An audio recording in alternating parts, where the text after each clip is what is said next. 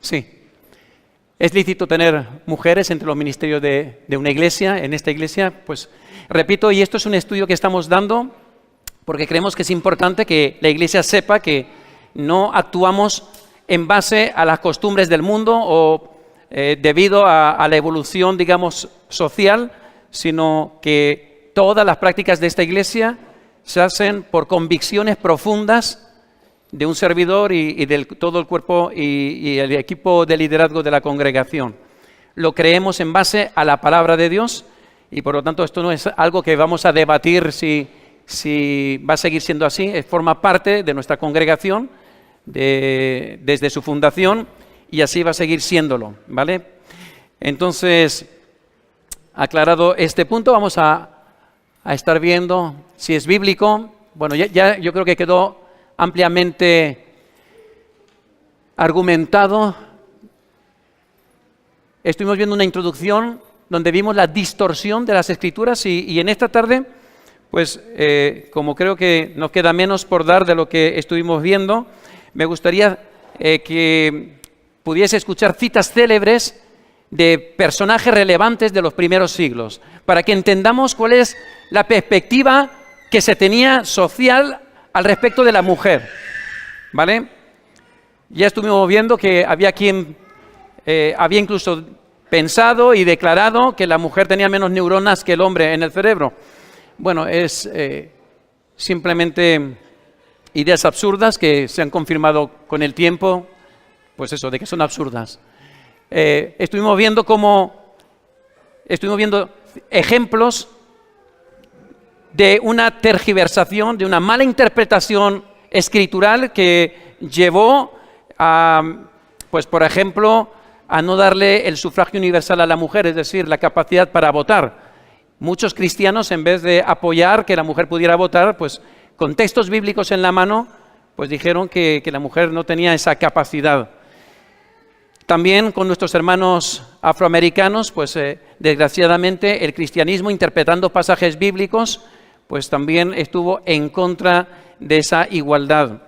Y podríamos estar nombrando desde los nazis, pasando por incluso por el hecho de que hoy en día tenemos grupos evangélicos homosexuales, cuando la Biblia condena con toda claridad las prácticas homosexuales. Sin embargo, lo que está claro es que con la Biblia en la mano, pues tenemos infinidad de religiones, de sectas y por supuesto infinidad de interpretaciones. En esta tarde no voy a ser muy profundo porque tampoco me siento con la capacidad, no creo que en la sala tengamos a ningún erudito, ningún filólogo, que sería muy bueno desde luego serlo, echo de menos no ser filólogo, porque habría que ir al griego, habría que ir al castellano y ver las comparaciones.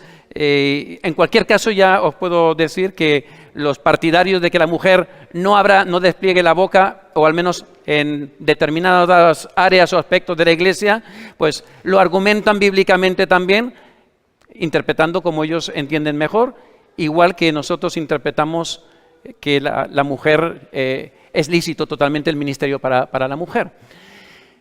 Estuvimos viendo ese pasaje de Juan 8, 31, 32, y conoceréis la verdad y la verdad os hará libres, entendiendo que la palabra de Dios nos liberta, no coarta, no restringe, no nos ata, no discrimina. Amén. Estuvimos también viendo el hombre y la mujer en Génesis 2, porque las ideas con respecto a la mujer, tanto de la sociedad en general a lo largo de los tiempos, de alguna forma ha partido de una mala interpretación de Génesis 2, 18 al 25 y Génesis 3, 16. La pregunta que nos tendríamos que hacer, ¿era Eva inferior? Estuvimos viendo que hay quienes piensan que Eva era inferior a Adán y lo fundamentaban en que la palabra de Dios habla de ser ayuda idónea, pero también vimos que también se utiliza el mismo término para Dios y que nunca hemos pensado que Dios sea nuestra ayuda y que por tanto sea nuestro, no sé, un apéndice doméstico, como hemos pensado con respecto a la mujer. También hay quienes han argumentado que por cuanto Adán fue creado primero, pues eso le da una relevancia mayor o le da una superioridad con respecto a la mujer. Pero como comenté, pues un poquito sarcásticamente, el caballo también fue creado antes y no por eso es superior al hombre. Bueno, toda la naturaleza fue creada con anterioridad al hombre. En Génesis 1:28 vimos que la orden de Dios de fructificad y multiplicaos, llenad la tierra y sojuzgarla y señoread, es una orden para el hombre y la mujer. ¿Vale? Es una orden tanto para el uno y para el otro que de alguna forma muestra que antes del pecado, Adán y Eva eran iguales. Se relacionaban con Dios y sus funciones en la tierra eran las mismas. Génesis 2:24 dice, por tanto dejará el hombre a su padre y a su madre y se unirá a su mujer y serán una sola carne, un texto muy conocido y muy escuchado en las bodas, que nos está hablando de una unidad perfecta, sin que uno esté por encima de otro. También necesitamos aclarar que la subordinación de Eva hacia el hombre no ocurrió en su creación, fue una consecuencia del pecado. Esto está redundando un poquito el punto 4. Ahora en el capítulo 2 estuvimos viendo consecuencias de haber malinterpretado el relato de Génesis. La teología que fabricaron decía que las mujeres fueron puestas en la tierra simplemente para 3 cosas. Número 1, servir en el hogar. Número 2, tener sexo con sus maridos. Y número 3, tener hijos. Eso es, digamos, las funciones que se le atribuyeron a la mujer de una forma exclusiva. ¿De acuerdo?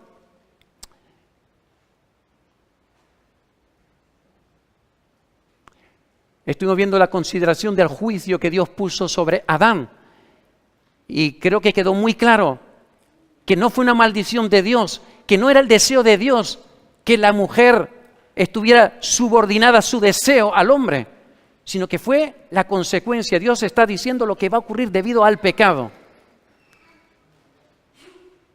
La conclusión que sacamos es que la mentira dice que las mujeres fueron hechas para servir a los hombres como compañeras inferiores. La verdad, como se revela en las Escrituras, es que la mujer fue creada por Dios igual al hombre y ambos son coherederos de su gracia.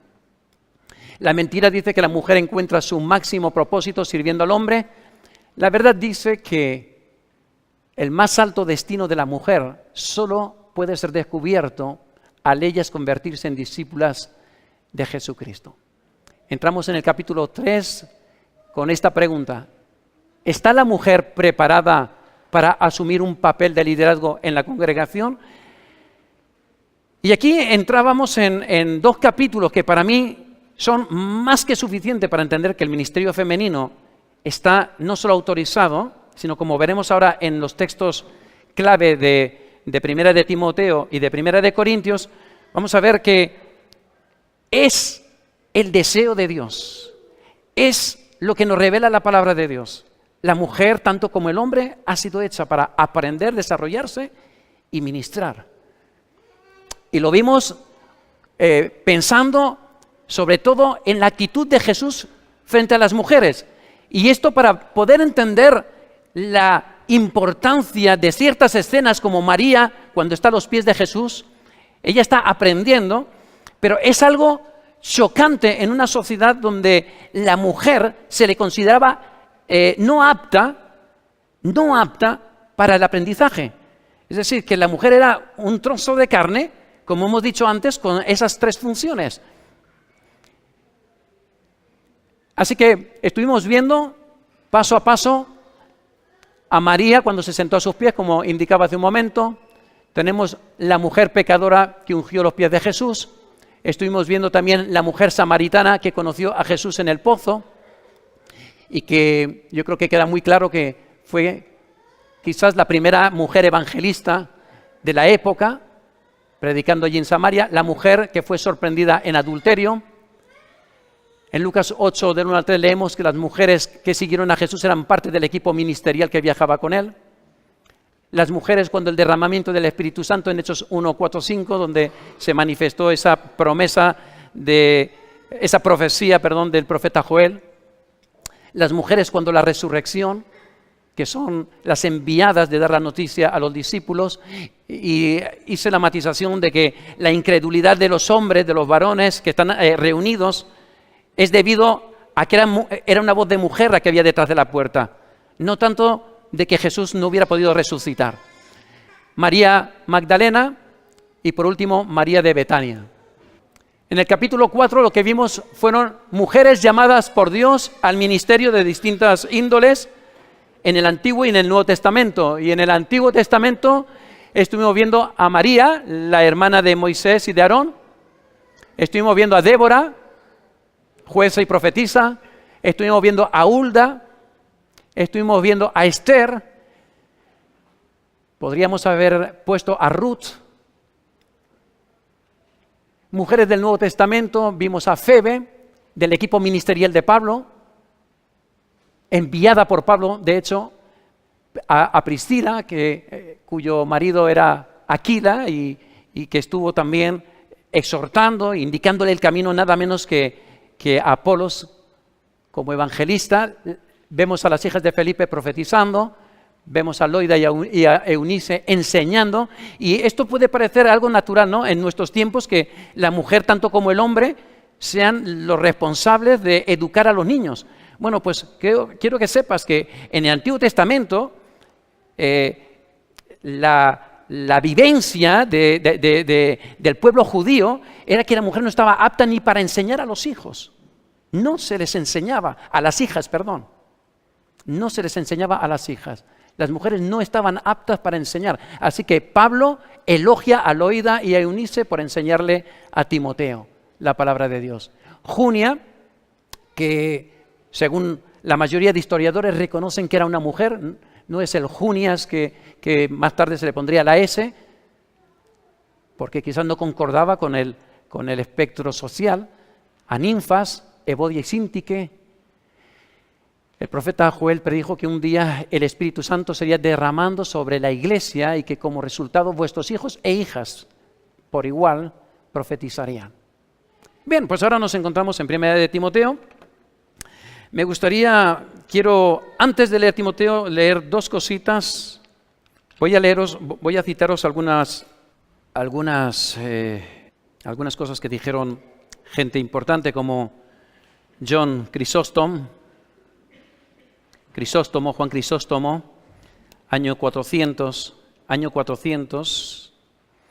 dice que las mujeres enseñaron en una ocasión y lo arruinaron todo. Por esto no les permitamos enseñar. Toda la raza femenina transgredió. No le permitamos, sin embargo, lamentarse.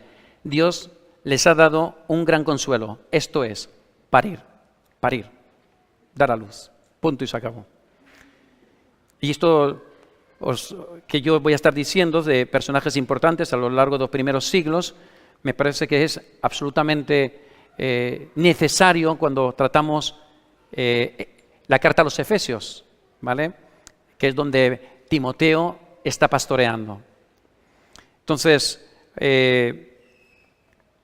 antes de hacer una introducción a lo que es la carta a los Efesios y poder llegar hasta 1 Timoteo 2:12, que es el texto, digamos, o la cita que nos plantea, pues, digamos, ese estandarte que han levantado algunos hombres para hacer callar a las mujeres, siempre, en todo lugar y en todo tiempo.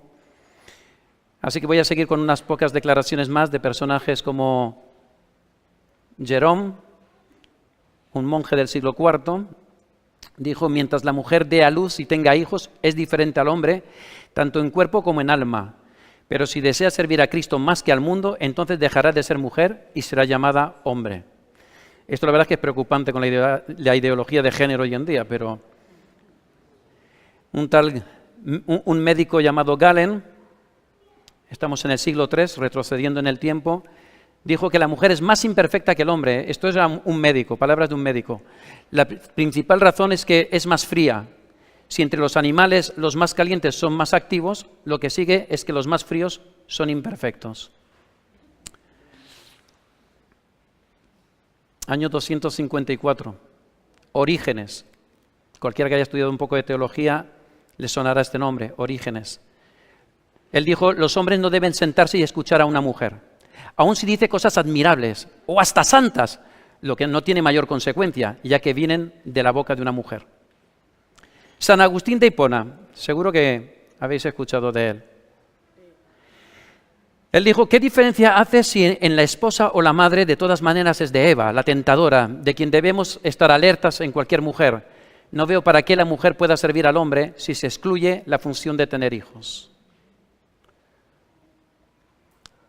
Del Talmud judío, dice el Talmud judío, por respeto a la congregación no se le debe permitir a una mujer leer la ley.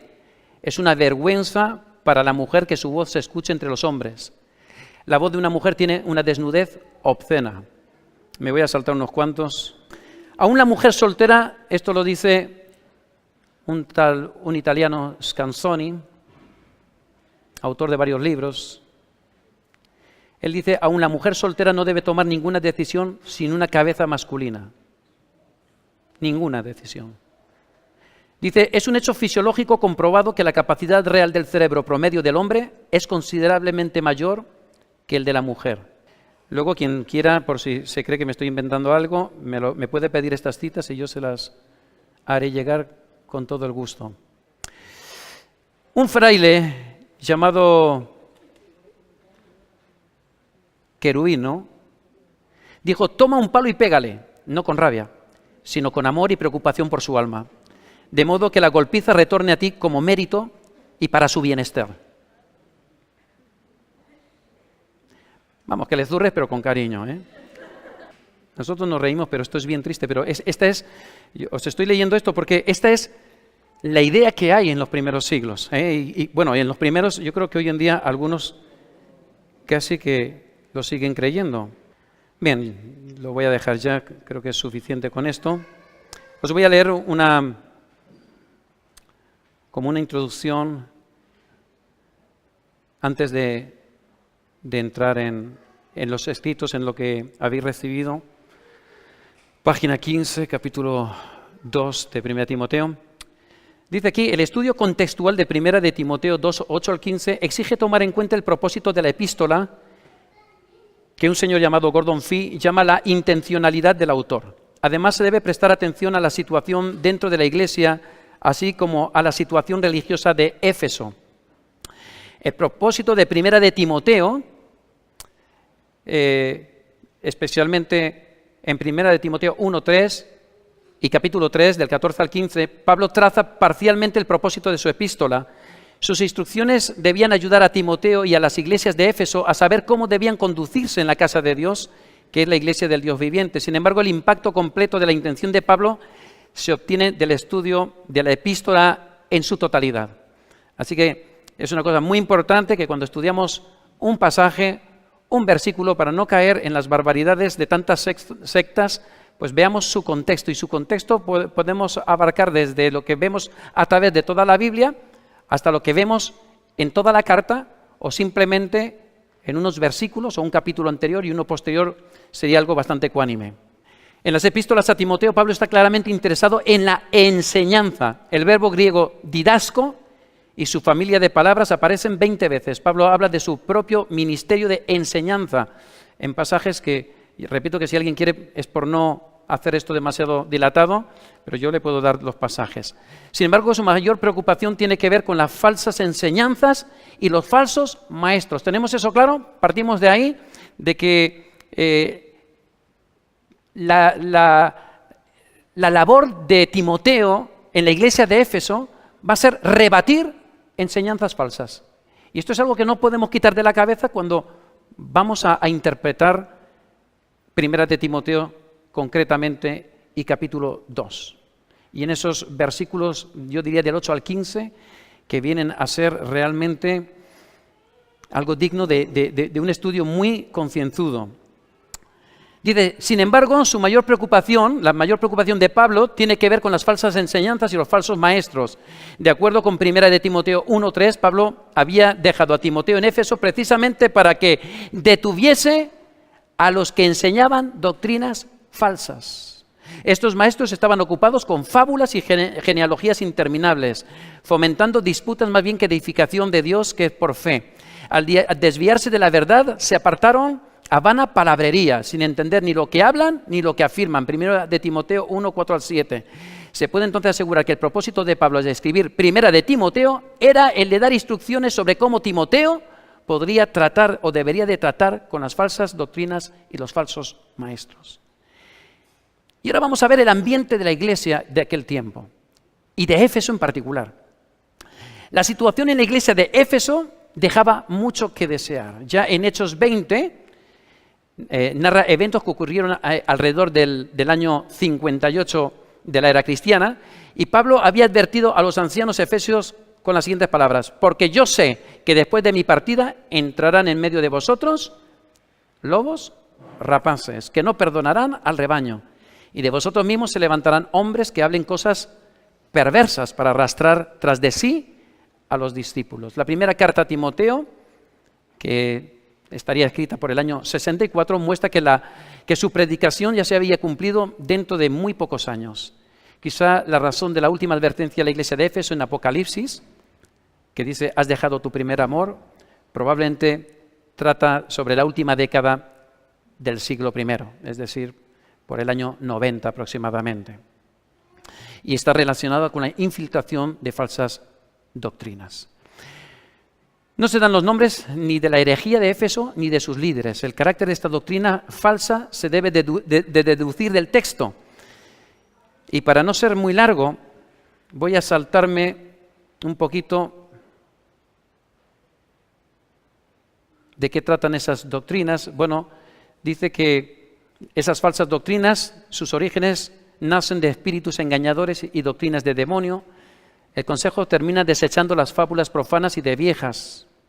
La primera epístola a Timoteo concluye con un llamado conmovedor: guarda lo que te he encomendado, evitando las profanas pláticas sobre cosas vanas y los argumentos de la falsamente llamada ciencia, la cual profesando algunos se desviaron de la fe. La segunda carta a Timoteo, la última epístola de Pablo, año 66 más o menos, usa un lenguaje aún más fuerte. Es evidente que los falsos maestros todavía están perturbando a la iglesia. Todavía el apóstol, el hermano Timoteo, y apóstol por su ministerio también, todavía no había conseguido erradicar esas malas enseñanzas. Dice, mas evita profanas y vanas palabrerías porque conducirán más y más a la impiedad, y su palabra carcomerá como gangrena. Dice, desecha las cuestiones necias e insensatas sabiendo que engendran contiendas. Las mujeres de la iglesia no están exentas de las actividades de los falsos maestros. Son seducidas. ¿Por qué son seducidas más fácilmente en este primer siglo? Pues muy sencillo, porque a mayor ignorancia, esto es para hombres y para mujeres. ¿Por qué razón los regímenes dictatoriales se dan normalmente en sociedades poco maduras? Pues sencillamente para que eso redunde en poder dominar mejor al pueblo. Mientras más ignorante, mejor para un cacique, mejor para un dictador. Así que las mujeres eran personas, pues yo creo que fácilmente engañables. Y de hecho, entendemos que muchas de ellas engañadas en esta iglesia de Éfeso. Dice, son seducidas por quienes se meten en las casas y llevan cautivas a las mujercillas cargadas de pecados. Esto está en 2 Timoteo 3, del 6 al 7. Estas siempre están aprendiendo y nunca pueden llegar al conocimiento de la verdad, dice. Las mujeres no solo son descarriadas por los falsos maestros, algunas también aprenden a ser ociosas, andando de casa en casa.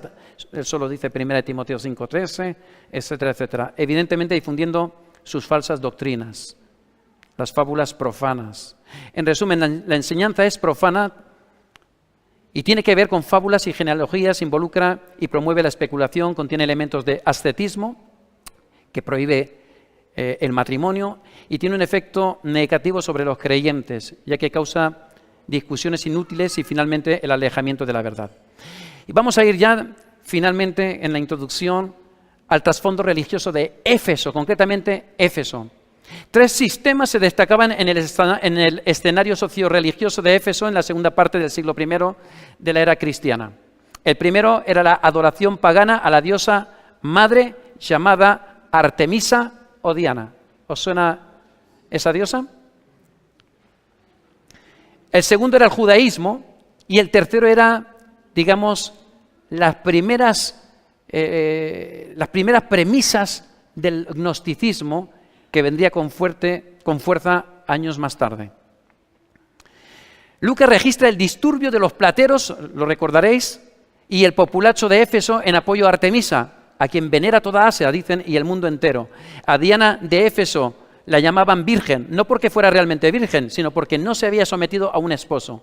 Ningún lazo ataba a Artemisa a varón alguno, al que ella debía reconocer como amo. Su culto requería una multitud de sacerdotes y sacerdotisas, así como otros asistentes. Todos los años el mes de Artemisión se dedicaba en especial a la diosa, con rituales de adoración, así como competencias atléticas, de teatro y musicales. La ciudad prosperaba con el culto de Artemisa.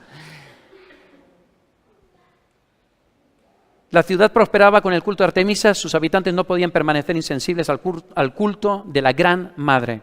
Las mujeres eran atraídas, en especial a su adoración, porque se le percibía como casta, hermosa e inteligente, lo que satisfacía las necesidades de sus adoradoras. El poder supremo del culto lo asumía una suma sacerdotisa. De esta manera, el templo de Artemisa y el culto de la diosa hicieron de Éfeso el bastión y baluarte de los derechos de las mujeres. Yo creo que es fácilmente entendible por qué la atracción de las mujeres a esta diosa. Era, digamos, como un hito a conseguir, como un ejemplo a alcanzar. Se deben de considerar los cuentos y fábulas como parte del contexto cultural efesio. Muchos de los mitos griegos más populares estaban ubicados en Asia Menor. Sin lugar a dudas, estos serán contados una y otra vez. El género de la fábula también se desarrolló en Asia Menor con Esopo, quien entretenía a Creso de Lidia con sus cuentos de animales.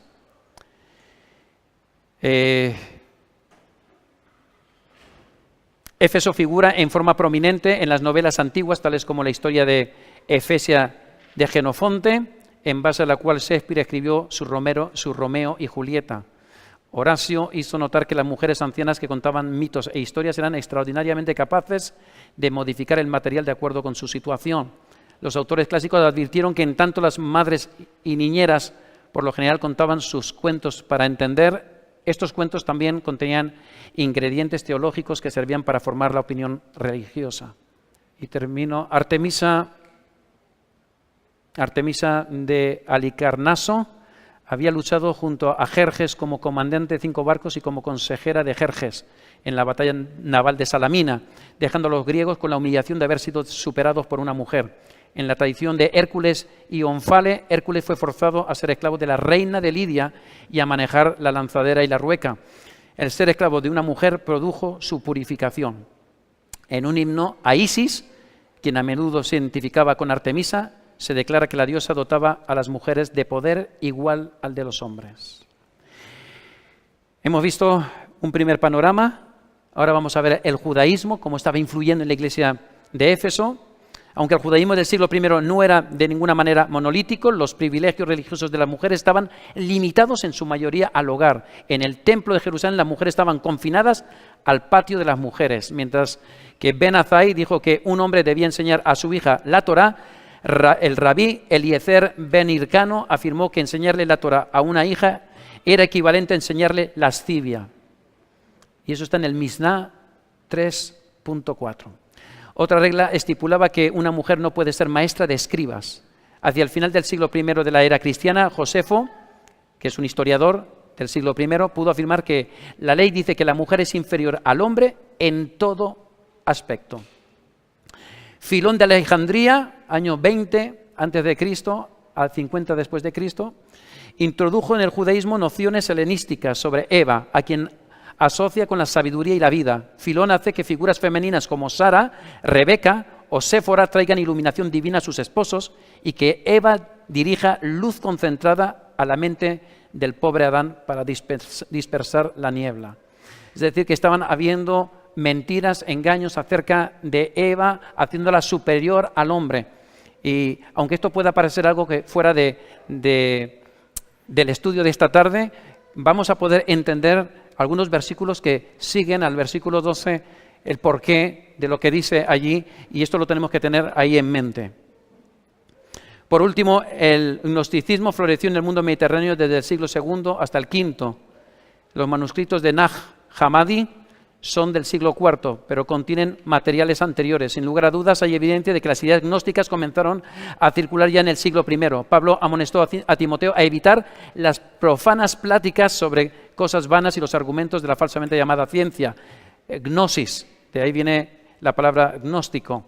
Si los puntos de vista disidentes que se asoman en las epístolas pastorales son reflejo de ideas gnósticas posteriores, dos aspectos de la teología gnóstica parecen ser relevantes en la carta de Pablo a Timoteo: la parte de Eva en la creación de Adán y la denigración de la femineidad. Ejemplos de las declaraciones gnósticas sobre la parte de Eva en la creación muestran la tendencia a exaltar a Eva. Adán se dirige a Eva: tú eres quien me ha dado vida. Se dice que Eva introdujo su aliento en Adán, que no tenía alma. Eva es la que enseña a Adán sobre todas las cosas que están en el octavo cielo. Ella descorre el velo que estaba sobre su mente. Finalmente Eva se declara la madre de mi padre y la hermana de mi esposo, a quien yo di a luz. Una absoluta aberración. Esto es lo que vienen a decir algunos gnósticos.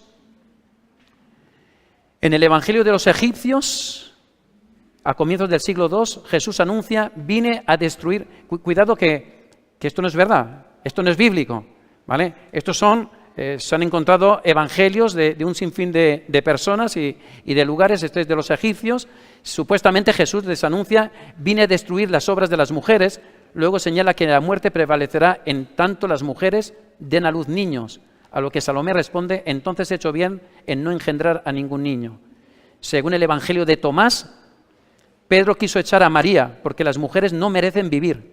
Entonces Jesús le ofreció convertirla en un hombre, porque toda mujer que se convierta en hombre entrará al reino de los cielos.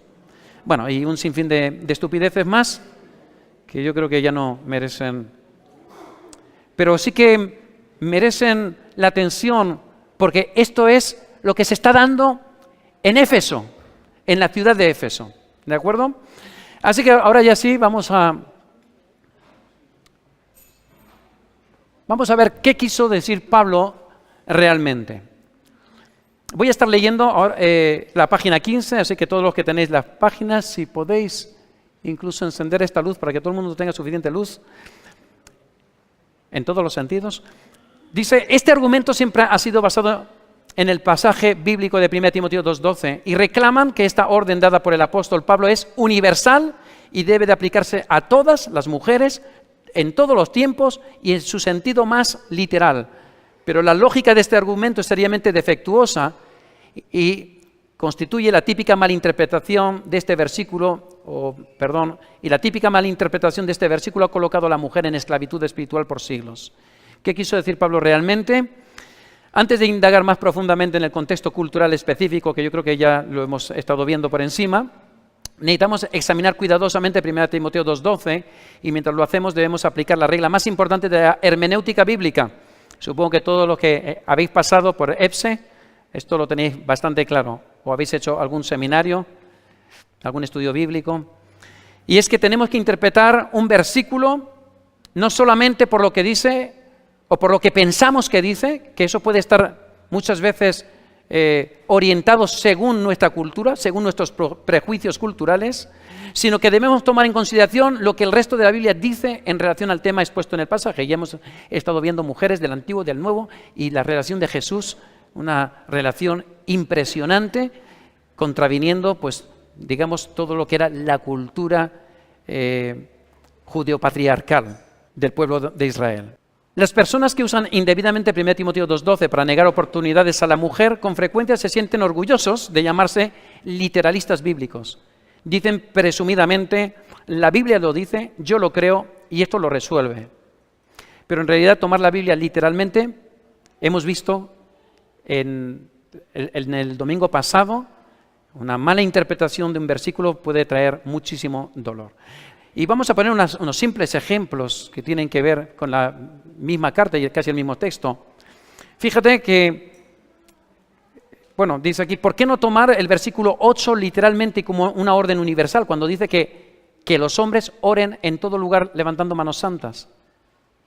O sea, yo les preguntaría a los literalistas, a los que quieren tapar la boca de las mujeres con estos dos textos de 1 Timoteo y 1 Corintios, me pregunto por qué son tan literales ahí y no lo son con el versículo 8.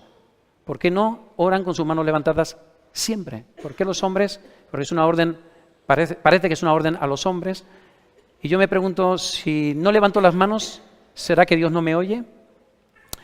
El versículo siguiente, el 9, ha sido usado incluso en la actualidad para exigir que la mujer vista de cierta manera. ¿Alguien me puede buscar en su Biblia de 1960, Primera de Timoteo, capítulo 2, y así puedo ir leyendo, pero nos habla...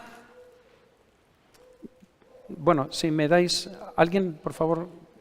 Muchas gracias. El versículo 9 dice, asimismo que las mujeres se atavíen de ropa decorosa, lo cual cambia de épocas, cambia en las culturas. No vestimos como vestía la gente de Oriente Medio en el siglo I, pero sí que habla de decoroso. Yo creo que todos sabemos lo que es decoro, ¿no?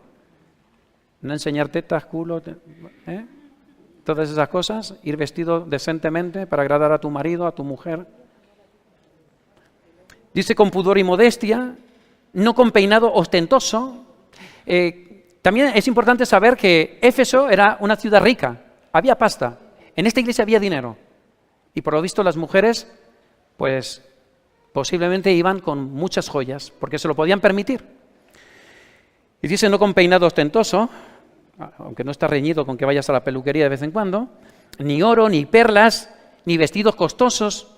Y yo me pregunto por qué razón se ha utilizado este versículo, los llamados literalistas, para decir el hombre tiene que ir con el pelo hasta aquí, la mujer no puede llevar pendientes, o no puede llevar un brazalete, o no puede llevar sortijas. Recordáis que estuvimos viendo la semana pasada que algunas iglesias dicen que es diabólico el llevar un anillo. Y todos utilizan la Biblia, Pero me pregunto por qué razón se permiten ese lujo cuando aquí no está hablando más que de una forma, yo creo que general. Está hablando del buen gusto, que eso se da y lo conocemos en todas las culturas. Habla de vestidos costosos y yo me pregunto, ¿te puedes poner un vestido andrajoso entonces? ¿Te puedes poner un vestido o te debes de poner solamente vestido y no puedes llevar falda siquiera porque no es un vestido? No puedes llevar pantalón como dicen algunos, en algunas iglesias. Bueno, sin duda alguna, no sé por qué razón unas cosas se toman tan literal, otras se especula con toda libertad. ¿Por qué no tomar lo que dice 3 versículos más tarde, donde dice la mujer se salvará engendrando hijos? ¿Por qué los literalistas no encuentran una explicación a este versículo? Aunque en esta tarde, si Dios lo permite, yo quiero daros la explicación que yo le encuentro. No soy ningún erudito, pero esto tampoco quiero ser dogmático, cada uno pues interprete como pueda y como sepa, pero siempre con la palabra de Dios en la mano y con un apoyo general de la palabra de Dios. Pero yo me pregunto si la mujer se salva engendrando hijos, ¿por qué razón el resto de las Escrituras nos dicen que la salvación se obtiene por qué? Por medio de la fe, de depositar nuestra fe en la obra que Jesucristo hizo en la cruz del Calvario. ¿Qué pasaría si tomamos 1 Timoteo 5:23 como una orden literal y universal para la iglesia? En este pasaje Pablo le dice a Timoteo, ya no bebas agua, sino usa un poco de vino por causa de tu estómago y de tus frecuentes enfermedades. ¿Se aplica a todos los ministerios del Evangelio? Es una pregunta al aire. ¿Da libertad a los ministros para ingerir bebidas alcohólicas?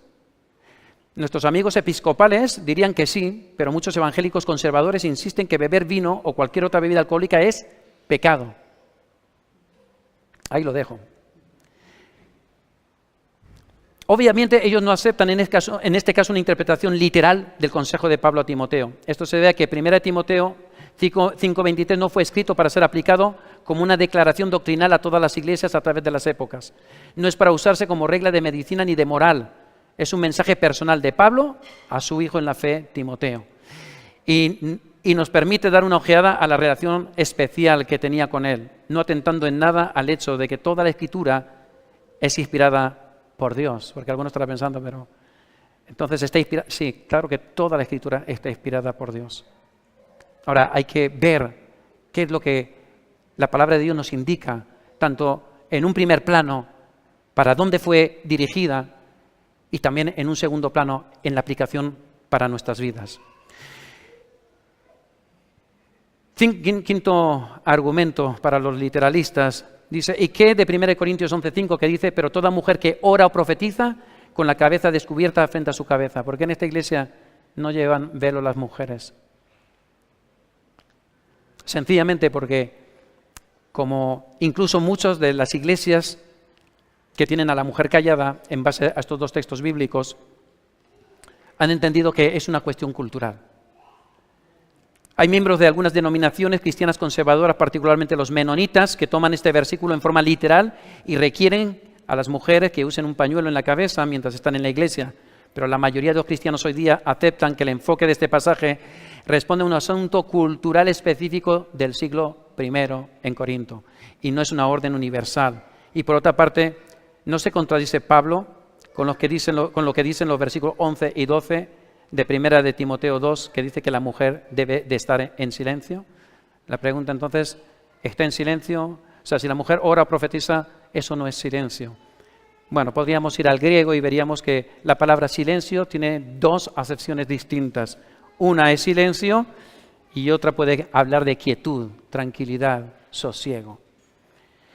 Muchas partes de las Escrituras, eso lo veremos un poquito más tarde, muchas partes de la Escritura, por supuesto, tienen aplicación universal, pero en las epístolas de Pablo, sus instrucciones tienen el propósito de impartir corrección a situaciones específicas que surgieron en la primera iglesia. 1 Corintios 8, por ejemplo, trata el asunto de si los cristianos deben comer carne que ha sido sacrificada a los ídolos paganos. Y yo pregunto, ¿esto qué aplicación tiene hoy en día? Nosotros también estamos viviendo esa situación de que hay carne que se sacrifica a los ídolos.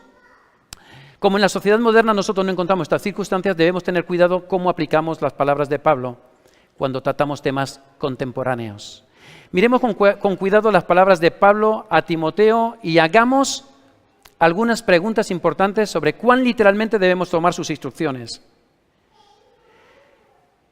En la revisión de 1960 que tengo aquí, dice, porque no permito a la mujer enseñar ni ejercer dominio sobre el hombre, sino estar en silencio. Usemos un poco de sentido común mientras tratamos de entender lo que se dijo en este pasaje. Y empezamos haciéndonos preguntas. ¿Está Pablo prohibiendo que la mujer enseñe en cualquier escenario? A esto quiero recordar que el versículo 10 y 11 dice, sino con buenas obras, hablando de las mujeres, como corresponde a mujeres que profesan piedad, y vamos a ver que profesar en la palabra griega puede indicar proclamación, y piedad podría haberse traducido por evangelio, con lo cual estaría hablando de una serie de condiciones que la mujer debe de llevar, como es una ropa decorosa, pudor, modestia, etcétera, ¿vale? Por su ministerio. Pero el versículo 11 dice muy claro, la mujer aprenda en silencio con toda sujeción. Y me quiero parar en que la mujer aprenda. Y quiero que sepas que esa palabra de la mujer aprenda, ya sea en silencio, ya sea pegando gritos, es algo revolucionario en esta iglesia y en este primer siglo y en este contexto de Oriente Medio. El hecho de que a la mujer se le diga que aprenda es liberador. Liberador. Es junto con las escenas donde vemos a Jesús con esas mujeres que en esa actitud de aprendizaje, que eran las mismas que tenían los hombres, vemos ahora a Pablo trayendo también esa liberación de la mujer, diciendo que aprenda. Sí, dice en silencio. Pero yo pregunto, ¿se puede aprender hablando? ¿No será esto algo normal para la mujer y también para el hombre? Sigue diciendo, la mujer aprende en silencio con toda sujeción. Mira, un problema que tenemos muchas veces los pastores es que la gente no entiende el término de sujeción. Esto es para la mujer, pero también para los hombres, para los varones. El hecho de que pensar que yo ya estoy a otra altura, ¿qué me va a enseñar este? Aunque este sea el pastor que Dios te haya puesto a ti. Es decir, que son premisas que valdrían para hombres como para mujeres, pero especialmente a mujeres por el contexto cultural del que estamos hablando, donde la mujer era ignorante, donde la mujer había sido seducida por distintas corrientes de pensamiento y pretendían saberlo todo y pretendían poder enseñar en cualquier lugar y concretamente ahora aquí en la iglesia. Así que seguimos con las preguntas. ¿Son las palabras no permito a la mujer enseñar un mandato de prohibición? ¿Significa esto que la mujer no puede enseñar a otra mujer? ¿Significa esto que la mujer no puede enseñar a los niños en la escuela dominical? Y si esto es así, ¿hasta qué edad? ¿Es enseñar lo mismo que ejercer autoridad? Eso es otra pregunta importante, porque el versículo 12 va a hablar sobre la autoridad. Si interpretamos la Biblia apropiadamente, mirando la totalidad de las Escrituras, debemos decir que Pablo no está haciendo un decreto universal en relación a esto, ya que como vimos la semana pasada, Pablo tenía sus propias colaboradoras, que habían militado, dice la palabra de Dios. Después de todo les dice a las ancianas que enseñen a las mujeres jóvenes, o sea que sí que pueden enseñar, no solo aprender, sino enseñar. A través de todo el Antiguo Testamento, Dios le exige a las madres y los padres enseñar a sus hijos.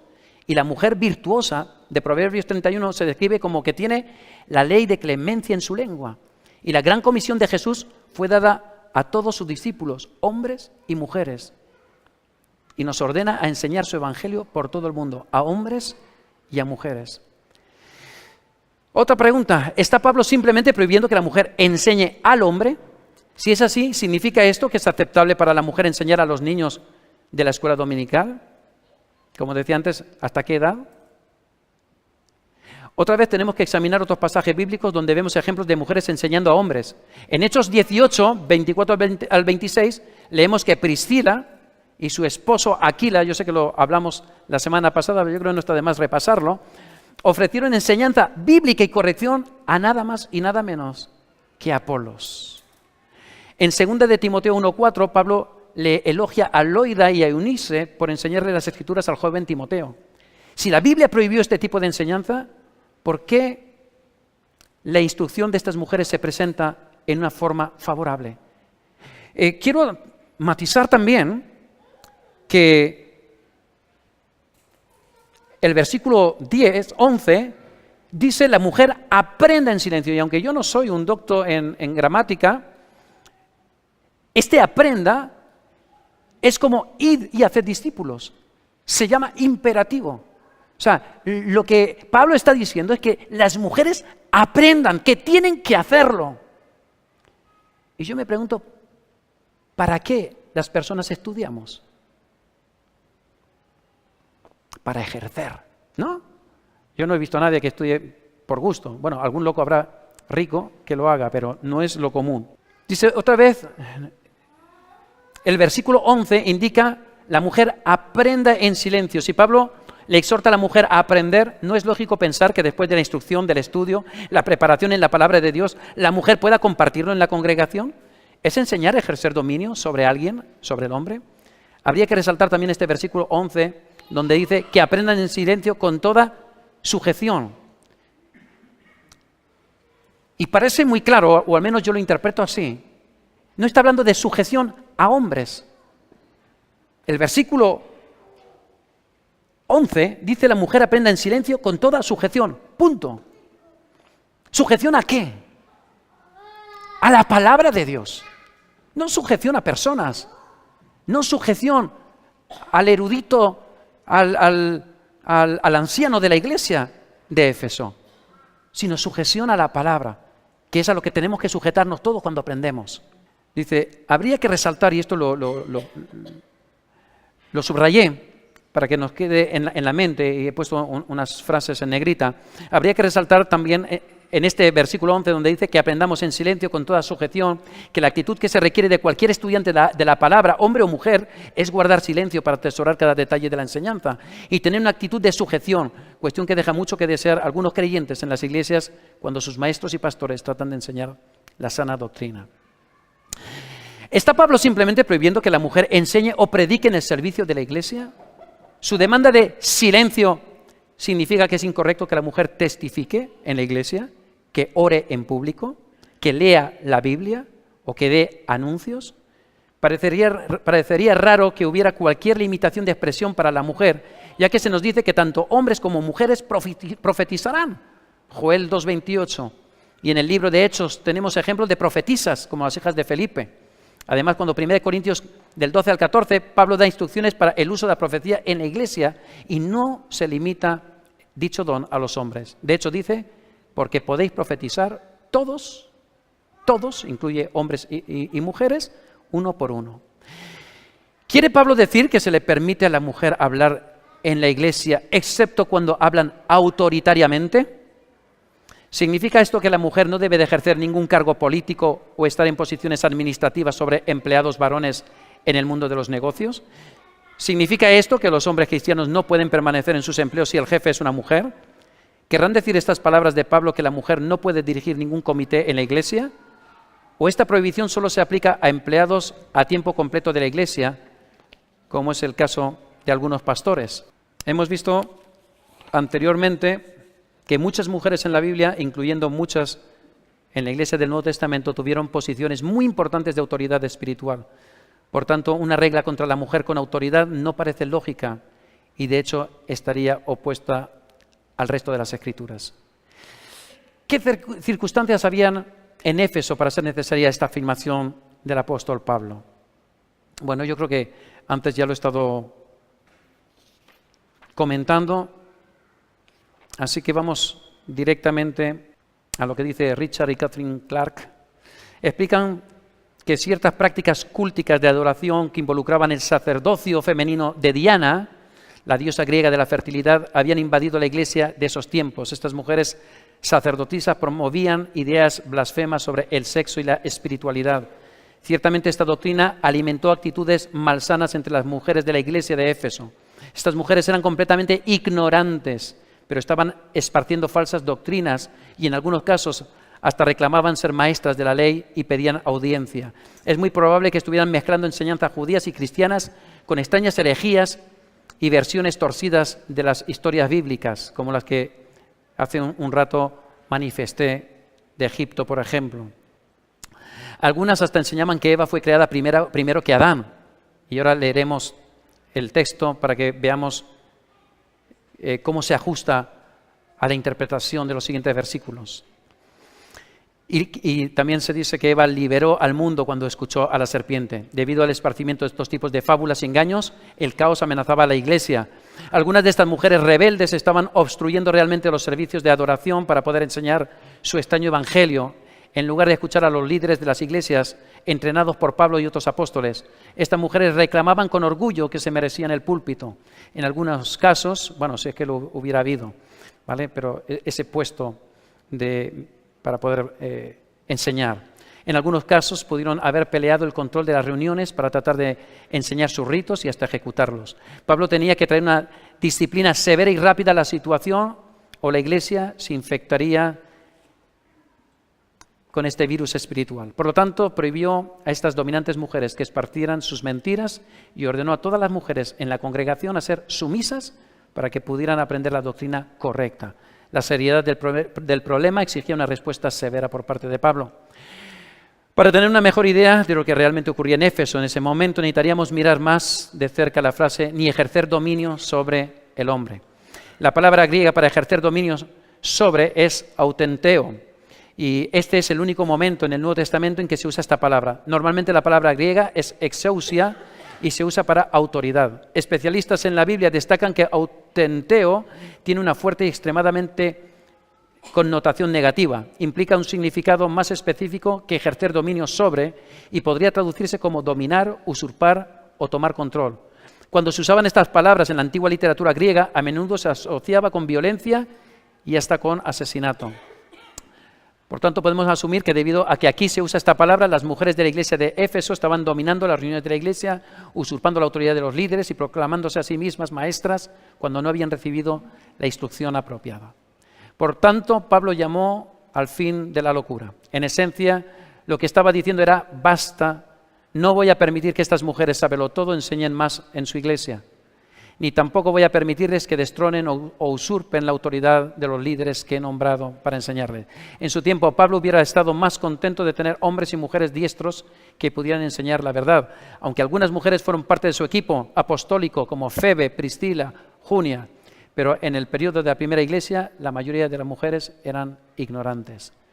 Descubriremos que el deseo de Pablo de que la mujer aprenda en 1 Timoteo 2:11 era realmente un mensaje liberador para la mujer del primer siglo, ya que éstas vivían en un tiempo en que los rabinos judíos y los filósofos griegos enseñaban que las mujeres no merecían aprender nada. Vamos a seguir los siguientes versículos, porque no permito a la mujer, versículo 12, enseñar ni ejercer dominio sobre el hombre, sino estar en silencio, porque Adán fue formado primero después de Eva. Y esto podría parecer que es un buen argumento para decirle a la mujer: eres inferior al hombre. Ahora, lo que Pablo está es erradicando las falsedades de las ideas gnósticas, de las ideas de la diosa Artemisa, las ideas que habían de ciertos sectores de que Eva le había dado sabiduría al hombre, de que Eva le había soplado aliento de vida al hombre. Todas esas mentiras estaban siendo refutadas por Pablo cuando recuerda que Adán fue formado primero, después Eva. Dice, y Adán no fue engañado, sino que la mujer, siendo engañada, incurrió en transgresión. Pero no olvidemos que Pablo no le está echando la culpa del pecado a Eva, porque en la carta a los Romanos queda muy claro que Pablo entiende que el hombre, como la mujer, es pecador por su propio pecado. Y nacemos con ese pecado imputado, el pecado original. Sigue diciendo, pero se salvará engendrando hijos si permanece en fe, amor y santificación con modestia. Bueno, dentro de unas semanas vamos a estar viendo vamos a estar trayendo un estudio sobre la predestinación. Esta iglesia creemos fehacientemente, yo con el estudio de la palabra de Dios y centrándome mucho en esta doctrina, que nunca ha sido preocupación mía personal, creo a día de hoy que la salvación se pierde. Lo creo por lo que dice la palabra de Génesis, Apocalipsis, pero lo estaremos demostrando con la palabra de Dios en la mano, ¿vale? Pero claro, sin duda alguna, hay textos que uno puede interpretar a su gusto y bueno, no vamos a estar discutiendo, simplemente vamos a estar transmitiéndoos la doctrina que como iglesia creemos que es la correcta. Esa frase de salvo siempre es salvo, no sé si la habéis oído, pero es muy típica de la controversia de la predestinación y bueno, estaremos demostrando que el Señor Jesús mismo sabía, mejor dicho, que la salvación se puede perder. Pero bueno, eso va a ser de aquí a unas semanitas. El caso es que el versículo 15, que habla que la mujer se salvará engendrando hijos, acaba diciendo si permaneciere en fe, amor y santificación, y por eso andaba hablando de la predestinación, la falsa predestinación. Este mismo versículo estaría apoyando que la salvación se tiene permaneciendo, en este caso aplicado a la mujer, pero creo que es igualmente aplicable a los hombres, en fe, amor y santificación. Si tú no perseveras, como veremos de aquí a unas semanas en infinidad de textos bíblicos, la salvación la pierdes. Así que la última parte no me preocupa cómo interpretar, pero se salvará engendrando hijos. Y yo te voy a hacer una pregunta. ¿Cómo interpretamos Génesis 3:16? Vamos a irnos atrás. Anda, aquí hay un lápiz. Génesis 3:16. ¿Cuál es la primera mención de que va a haber un Mesías? ¿No es en Génesis? No, no es 3:16. ¿Dónde está eso de...? Aquí. 3:15, me he ido de un versículo. Y pondré enemistad entre ti y la mujer, y entre tu simiente y la simiente suya. Esta te herirá en la cabeza y tú le herirás en el calcañar. Y de aquí inferimos, entendemos, interpretamos que es la primera vez que en la palabra de Dios se nos habla de que un día vendría un redentor. Y que vendría de la mujer. De igual forma yo interpreto, me permitís el lujo también de hacer la misma inferencia, pero se salvará engendrando hijos. Para mí está haciendo referencia al hecho de la salvación universal. Y es que porque María tiene ese don, esa capacidad de engendrar, tiene a Jesús y por tanto viene la salvación a este mundo. Así lo interpreto yo porque no le veo otra forma de interpretar. Yo no soy tampoco un erudito, repito, pero si alguien sabe otra forma de interpretar mejor esto, pues que me lo cuente, que yo soy todo oídos, ¿eh? Me encanta escuchar otras posiciones. De hecho, suelo estudiarlas. He estado estudiando este tema concienzudamente sobre el ministerio de la mujer y he estado, lo podéis ver también. Si alguien quiere que yo os dé algunas páginas muy interesantes para leer con respecto al ministerio de la mujer, pues muy gustosamente también os daré los links. Y en cualquier caso podéis ver también otra serie de enseñanzas que veréis que son diametralmente opuestas, que es la que tienen los llamados literalistas. Bien, y ahora ya sí, son las 8:41, vamos a volar sobre 1 Corintios 14, 34, 35. Una vez más, para mí aquí hay un problema simplemente de traducción. Y, repito, yo no soy un experto, he estado estudiando el tema. Para mí hay un texto bíblico que tocaba Mariluz en la predicación pasada, que es muy aclarador. Se encuentra en Gálatas 3:28. Y yo sé que muchos me podéis decir, Benja, pero el contexto habla de salvación. Sí, pero cuando dice, ya no hay judío ni griego, no hay esclavo ni libre, no hay varón ni mujer, porque todos sois uno en Cristo Jesús, está hablando como que la salvación nos vuelve a llevar a ese tiempo antes del pecado. Es decir, el hombre y la mujer vuelven a ser recuperados para Dios, en esa imagen de Dios para nuestras vidas, en ese deseo de Dios de bendición para nuestras vidas. Vamos a ir leyendo. ¿No se suponía que las mujeres estuvieran en silencio o calladas? ¿Dónde me dejé la Biblia? ¿Quién se la di? Pues esa se lee mejor. Vamos a 1 Corintios 14, 34, y dice así: vuestras mujeres callen en las congregaciones, porque no les es permitido hablar, sino que estén sujetas, como también la ley lo dice. Solamente aclarar que la ley de Moisés, nada dice que la mujer tenga que estar callada. Así que ya dejo en el aire que eso de la ley lo dice, habría que ver en qué ley lo dice. Aunque la Biblia está repleta de relatos de mujeres que enseñaron, profetizaron y llevaron mensajes de parte de Dios, hoy día muchas iglesias enseñan que la mujer no puede ministrar públicamente u ocupar posiciones de sacerdotisas o pastoras, porque supuestamente el apóstol Pablo dio una orden universal diciendo que las mujeres deben de estar calladitas. El versículo que más se cita es 1 Corintios 14, 34-35, que dice lo que acabo de leer. Ante todo debemos recordar que en la cultura griega y del Medio Oriente del primer siglo, la mujer no tenía oportunidades de educación y de hecho se consideraba vergonzoso que aprendieran. Los filósofos griegos, incluyendo Aristóteles, sostenían que la mujer era ignorante, imposible de educar y provocadora de distracción debido a su sexualidad. Pero el mensaje cristiano entró en escena en Grecia con una una nueva idea radical que Pablo resumió muy bien en Gálatas 3:28. Ya no hay judío ni griego, ni esclavo ni libre, ni varón ni mujer, porque todos somos unos en Cristo Jesús. Debido al Evangelio, la mujer fue realmente libertada de la maldición por el pecado con respecto al dominio que había existido desde la caída.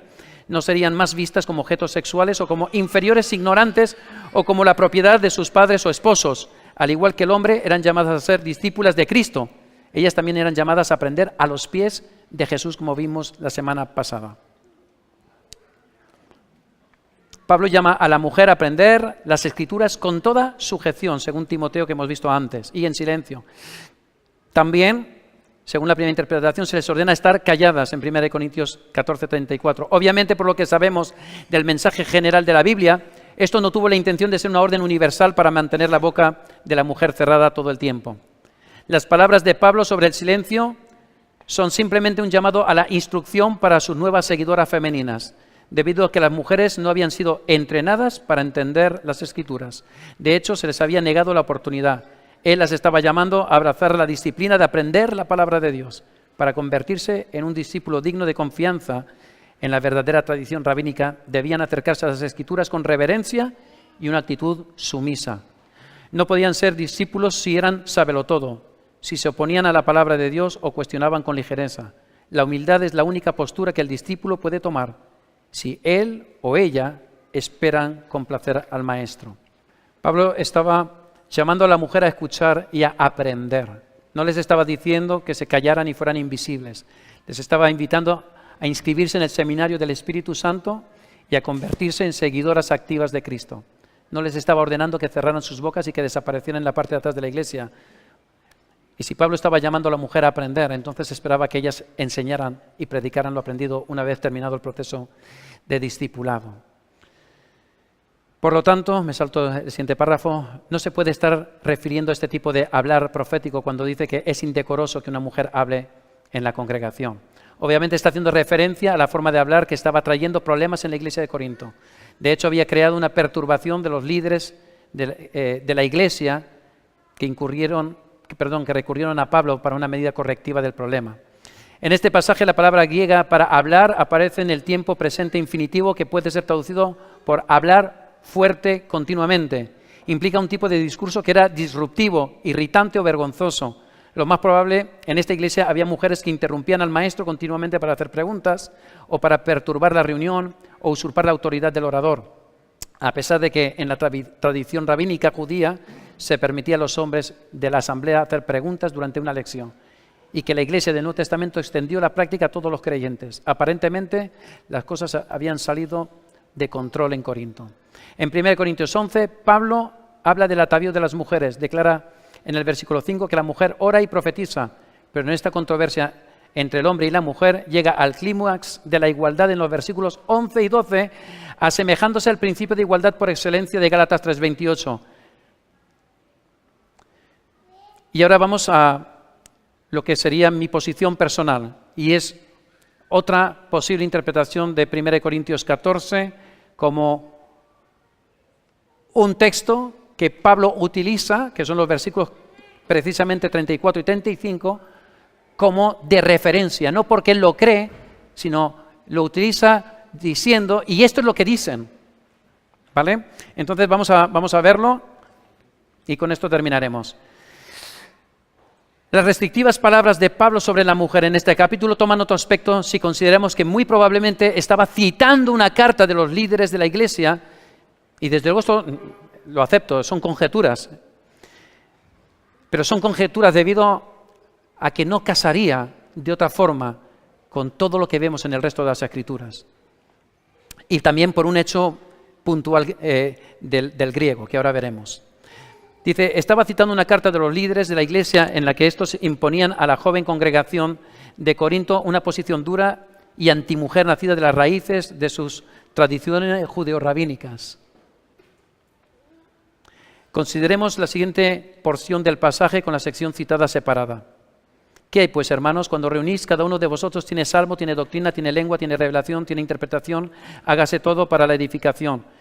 Versículo 27, si habla alguno en lengua extraña, sea esto por 2 o a lo más 3 y por turno, y uno interprete. Y si no hay intérprete que haya en la iglesia y hable para sí mismo y para Dios a sí mismo, los profetas hablen 2 o 3 y los demás juzguen. Y si algo le fuere revelado a otro que estuviese sentado, calle el primero. Porque podéis profetizar todos, uno por uno, hombres y mujeres. Lo estoy añadiendo yo, pero es todos, para que todos aprendan y todos sean exhortados, y los espíritus de los profetas están sujetos a los profetas, pues Dios no es Dios de confusión, sino de paz, como en todas las iglesias de los santos. Y ahora veréis que los versículos 34 y 35 están escritos en mayúsculas. Vuestras mujeres que hay en las congregaciones, eso ya lo hemos leído antes.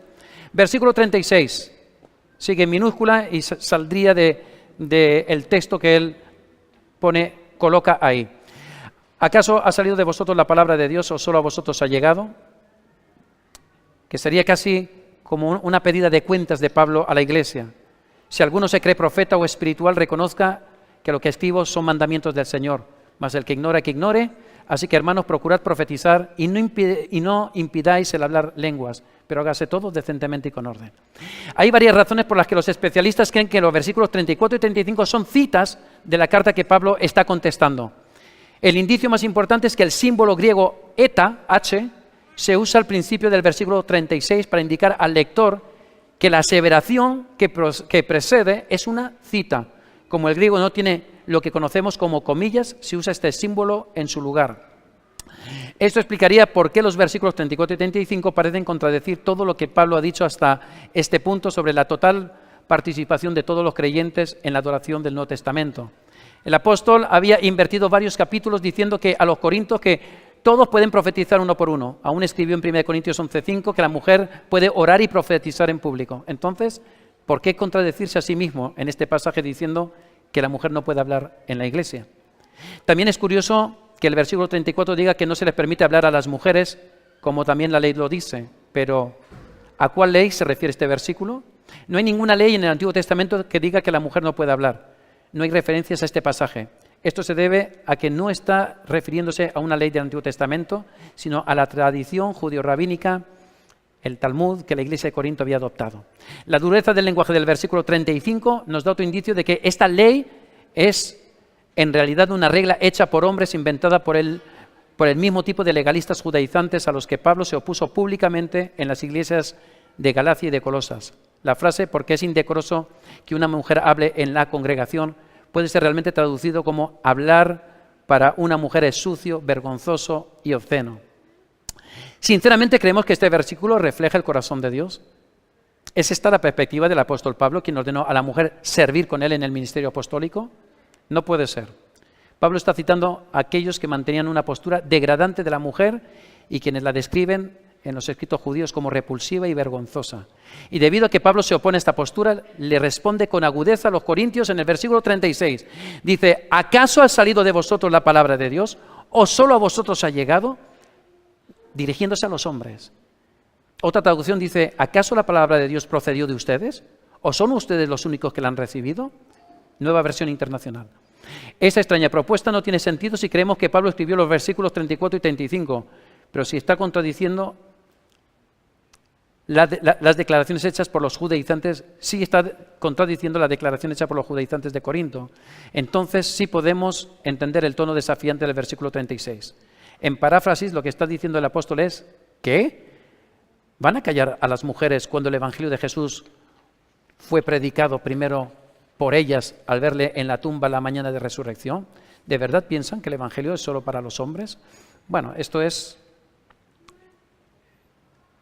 una opción, una explicación extrabíblica.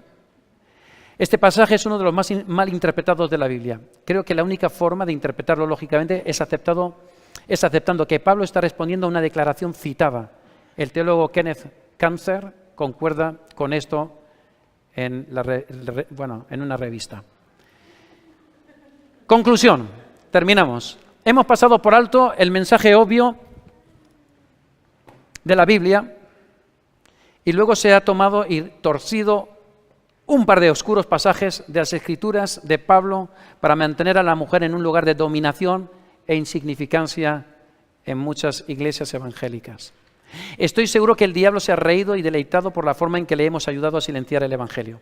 Al decirles a las mujeres que es una virtud para ellas el sentarse en la parte de atrás de la iglesia, con las bocas cerraditas, las hemos mantenido fuera del campo de misión. Afortunadamente, a través de los siglos ha habido mujeres con el fuego de Dios ardiendo en sus corazones que no escucharon a quienes les dijeron que debían de callarse.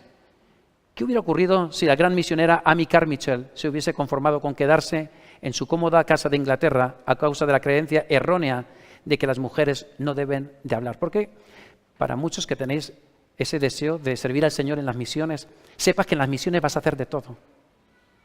Vas a hacer de todo, vas a pastorear, vas a enseñar, vas a orar, vas a hacer de todo. Un misionero debe estar preparado para todo, para toda buena obra. Seas hombre o seas mujer. Debido a que Amy obedeció y predicó con fervor, miles en la India encontraron salvación y muchos jóvenes indias fueron sacadas del terrible sistema de prostitución del templo hindú. ¿Qué hubiera ocurrido si Bertha Smith, misionera bautista del sur, se hubiera adherido a las normas restrictivas de su denominación sobre la mujer en el ministerio? Debido a que esta valiente y pionera misionera sabía que no podía callar su fe, se fue a China y comenzó un avivamiento que más de 50 años después aún se resiente. ¿Y qué si la evangelista de sanidad Amy Semple McPherson se hubiera tragado la mentira de que la mujer no puede hablar en la iglesia? Nunca hubiese encendido el camino de los Estados Unidos con su mensaje pentecostal durante la década de 1920 y nunca hubiese comenzado la Iglesia Internacional del Evangelio Cuadrangular, que muchos conocemos de primera mano, una denominación que en 1999 y solo en Latinoamérica tenía cerca de 500.000 de miembros. ¿Y qué si la excelente maestra de Biblia Henrietta Mears, de la Iglesia Presbiteriana de Hollywood en Los Ángeles, hubiera asumido que las palabras de Pablo en 1 de Timoteo 2:12 le prohibían enseñar a los hombres? Nunca hubiera dirigido un estudio bíblico con un joven llamado Bill Bright, quien luego fundó Campus Crusade for Christ. Ya sabéis. Y ha llevado a cerca de 147 millones de personas a Jesús desde 1951. ¿Cómo sería el mundo si Catherine Booth, fundadora del Ejército de Salvación, cofundadora del Ejército de Salvación, o la evangelista Catherine Kuhlman, o la maestra de Biblia Corrie ten Boom se hubieran quedado calladas cuando el Espíritu Santo les pedía que gritaran su mensaje desde los tejados de las casas? Que Dios nos perdone por apagar el espíritu al decir que nuestras hermanas no pueden obedecer su llamado. Bien, esto es básicamente el estudio. Si alguien quiere la grabación, se la puede pedir a Israel. Quizás he ido muy rápido, he hablado rápido. Si no hablo rápido, estamos hasta mañana y sé que queréis iros a cenar. Entonces, si alguien lo quiere volver a pensar, repasar, comparar con la palabra de Dios. Si alguien quiere entrar en gramática, yo os puedo dar bastantes recursos para poder estudiarlo si de verdad tenéis dudas. En muchas iglesias, la práctica nuestra en esta tarde y la semana pasada, dar este estudio, no se da. Y no se da porque para mí es más que suficiente y abundante el material bíblico que tenemos para afirmar que la mujer es tan válida como el hombre en el ministerio. Así que este es mi punto de vista como pastor, es nuestro punto de vista como liderazgo de esta iglesia, es el punto de vista de esta iglesia, lo ha sido siempre y así seguirá siéndolo. Y ahora si alguien tiene alguna pregunta, me quiere hacer alguna pregunta y yo sé contestársela, pues de mil amores la puede hacer. ¿Preguntas? ¿Alguien tiene alguna pregunta?